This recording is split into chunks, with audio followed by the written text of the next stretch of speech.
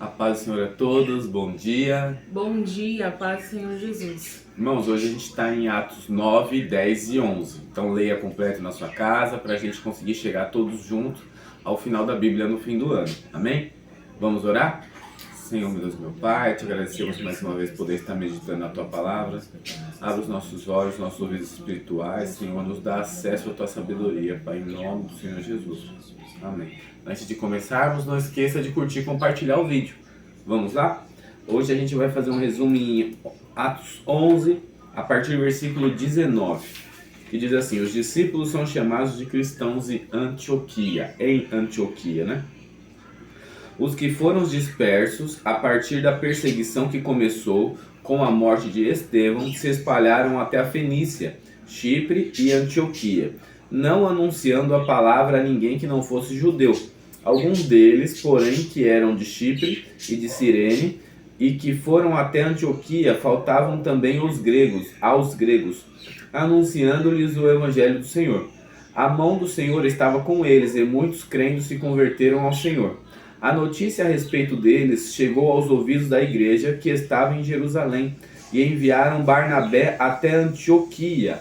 Quando ele chegou e viu a graça de Deus, ficou alegre e exortava a todos a que, com firmeza de coração, permanecessem no Senhor, porque era homem bom, cheio do Espírito Santo e de fé, e muita gente se uniu ao Senhor. Depois Barnabé foi a Tarso à procura de Saulo, e quando o encontrou, levou-o para Antioquia, e durante um ano inteiro se reuniram naquela igreja, e ensinaram numerosa multidão em Antioquia. Os discípulos foram pela primeira vez chamados de cristãos. O que eu quero deixar aqui bem frisado é a parte de, logo o comecinho, que diz assim: e eles foram dispersos a partir da perseguição, né? Então, isso aqui faz cumprir o que Gamaliel falou lá atrás, né? Quando ele estava no Sinédrio, ele falou assim: deixe eles irem. Por quê? Se não for de Deus, logo eles morrerão. Mas se for de Deus, logo se crescerá isso. E isso aqui é uma parte do cumprimento do que o próprio Gamaliel falou lá atrás, né? Porque aqui eles dispersaram pela multidão, porém eles implantaram uma igreja para cada lugar que um deles foram, né? Então aqui eles se espalharam pela Fenícia, por Chipre e por Antioquia.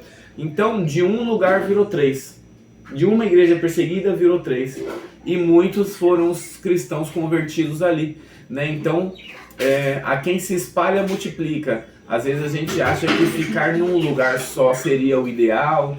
Às vezes não gostamos nem de cumprir as cartas que a gente recebe na igreja, né, por exemplo.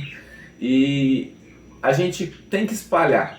A gente não pode ficar todo mundo amontoado no mesmo lugar, porque a palavra diz que grande é a seara e poucos são os ceifeiros, porque estão todo mundo preso no mesmo lugar. Às vezes ficam todo mundo entre as mesmas quatro paredes, toda semana e todo mês e todo ano, mas não é essa a vontade do Senhor. A vontade do Senhor é que haja uma igreja a cada quarteirão, mas às vezes falta vontade no coração das pessoas de fazerem, né? E aqui, antes que fosse ordenado, foi obrigado, porque eles iam morrer. Então eles falaram: o quê? Eu vou pro outro lado.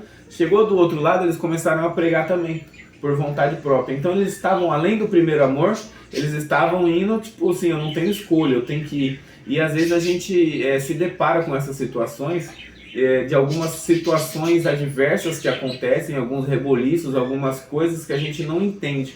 E quando a gente passa a entender, a gente entende que era a vontade do Senhor que fosse feita dessa forma, né? Quer acrescentar aqui de alguma coisa? Não? Então acho que é isso. Aí depois disso eles ainda recebem um profeta chamado Ágabo, que é o mesmo profeta que lá na frente vai predizer a morte, a perseguição de Paulo, né? A perseguição do Saulo aí. Lá que nós estamos em Atos 11, provavelmente lá em Atos 20, 21, onde vai estar essa perseguição de Saulo aí, que o profeta Ágabo profetiza, ele prediz, né? Ele anuncia que ele vai ser aprisionado por diversas vezes e vai sofrer pelo Evangelho. Vamos orar? Senhor, meu Deus e meu Pai, te agradecemos mais uma vez por poder estar meditando na Tua Palavra. Senhor, nos ajuda, Pai, a espalhar o Evangelho por todos os lados que nós formos.